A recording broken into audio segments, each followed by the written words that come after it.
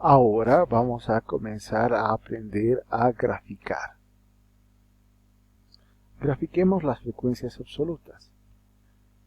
¿Dónde graficamos las frecuencias absolutas? Como son dos variables, las categorías y las frecuencias absolutas, entonces tenemos que graficarlos en un lugar donde podamos representar dos variables. Y ese sitio se llama el sistema de ejes coordenados. El sistema de ejes coordenados está formado por dos rectas que se cortan perpendicularmente y que dividen el plano en cuatro partes. Nosotros vamos a trabajar en el primer cuadrante. En el eje horizontal, llamado también el eje de las abscisas, vamos a representar las categorías de este estudio. ¿Cuáles son esas categorías? Pues niños con desnutrición grave, moderada, leve y con carencias de vitaminas y minerales. En el eje vertical vamos a representar las frecuencias absolutas. La estrategia que vamos a seguir es la siguiente. Vamos a observar el mayor valor que tienen las frecuencias absolutas, que son 9. Entonces, según esto, vamos a particionar este eje. Y vamos a poner este valor en la parte superior, que va a ser 10. Y lo vamos a dividir esto de 2 en 2.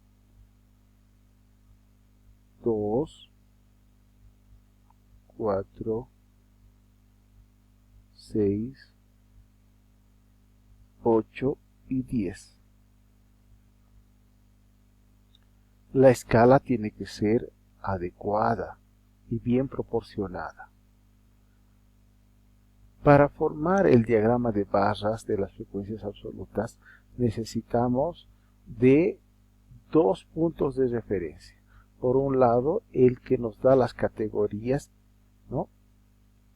Y un punto que se llama par ordenado, que surge de unir las categorías con las frecuencias absolutas.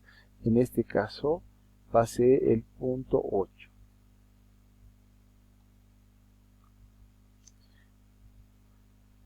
Entonces vamos a tener el punto de la intersección entre los dos ejes. Por un lado el eje de las categorías y por el otro lado el eje de las frecuencias absolutas, y nos va a determinar este punto. Entonces ya tenemos dos puntos. Uno, el que está aquí abajo con respecto a las categorías, y otro que está acá arriba, el que une las categorías con las frecuencias absolutas. Si unimos ambos puntos, vamos a tener la primera barra de nuestro sistema. Unamos esos dos puntos.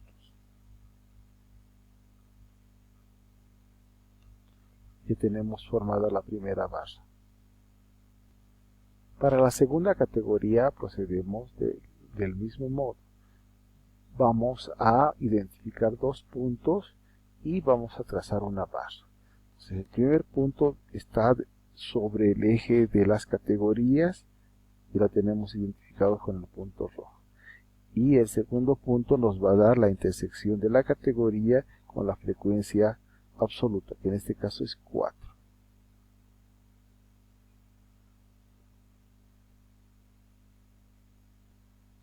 De esta forma ya tenemos identificados los dos puntos y ahora podemos trazar la barra.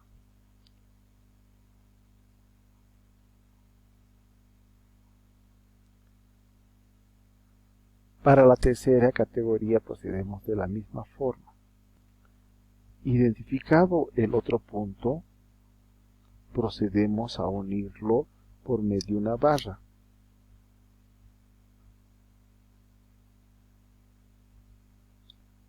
Lo propio para la última categoría.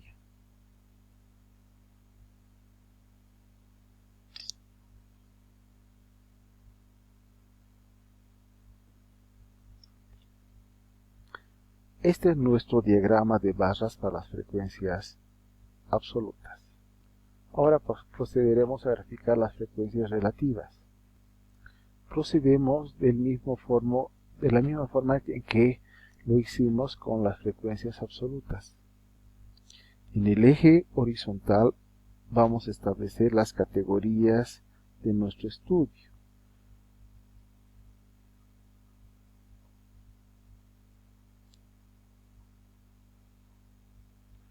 Y en el eje vertical vamos a representar las frecuencias relativas. Como siempre vamos a seguir la estrategia que habíamos descrito con anterioridad. En la parte superior vamos a poner el valor más alto que tenemos, que en este caso es 0,30. 0,30. Y lo vamos a dividir el eje en tres partes. 0,10, 0,20.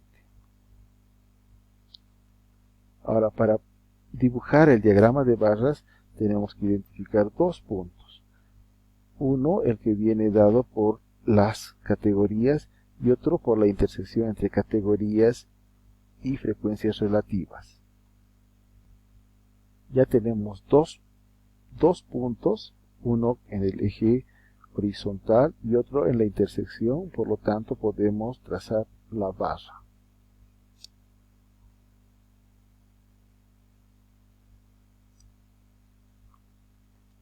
Lo propio para las demás categorías. Identificamos dos puntos para trazar la barra. Las trazamos. Y ya tenemos formados el diagrama de barras para las frecuencias relativas. Por último, vamos a representar las frecuencias relativas porcentuales, cuyos valores están en la última columna de nuestro cuadro. Para representar a las frecuencias relativas porcentuales vamos a utilizar el diagrama de sectores o el diagrama de torta. Tracemos el círculo.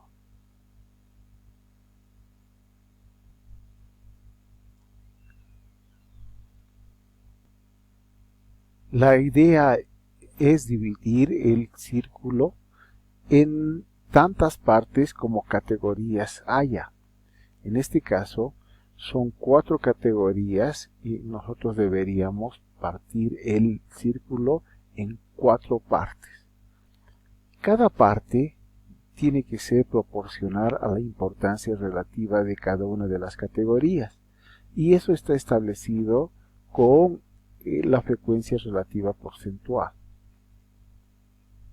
Ahora, el tamaño de cada categoría dentro del círculo la vamos a poder establecer con la regla de 3 simple. Comencemos estableciendo el tamaño del círculo que le corresponde para la categoría de los niños con déficit nutricional grave.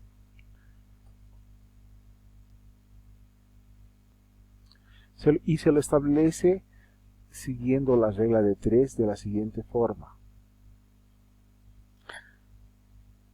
Si el 100% corresponde a 360 grados, que es lo que mide el círculo, entonces el 27%, que es el tamaño porcentual que le corresponde a esta categoría, a ese tamaño le corresponderá X grados. Según la regla de 3 simple, esto se resuelve de la siguiente forma. Se multiplica en cruz y para establecer el tamaño del círculo en grados. Multipliquemos 27% por 360 grados dividido entre 100%. Como se trata de una multiplicación, vamos a simplificar los porcentajes y nos vamos a quedar con los grados. ¿Cuánto corresponde esto? Le corresponde 97 grados.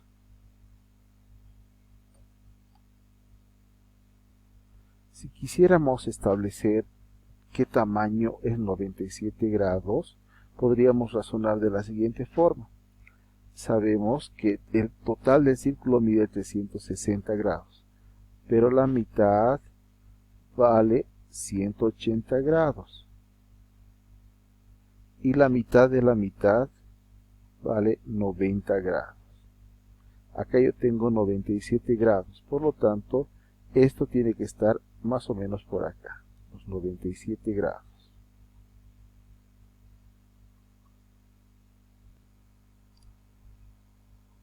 Para saber dónde corresponde trazar esta área, vamos a sumar los valores que habíamos obtenido antes.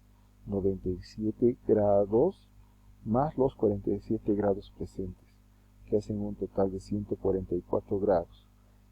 Utilizando el transportador vamos a encontrar que 144 grados más o menos nos da un lugar como este. 144 grados. Procedemos de la misma forma para las restantes categorías, es decir, para los niños con déficit nutricional leve y con déficit de consumo de vitaminas y minerales. Utilizando el transportador encontramos los grados correspondientes en el círculo y trazamos las correspondientes rectas. De esa forma encontramos las correspondientes áreas para cada una de las categorías que están en el estudio. Continuemos con el ejercicio. Ahora vamos a calcular la razón de niños con desnutrición grave a niños con carencia de vitaminas y minerales.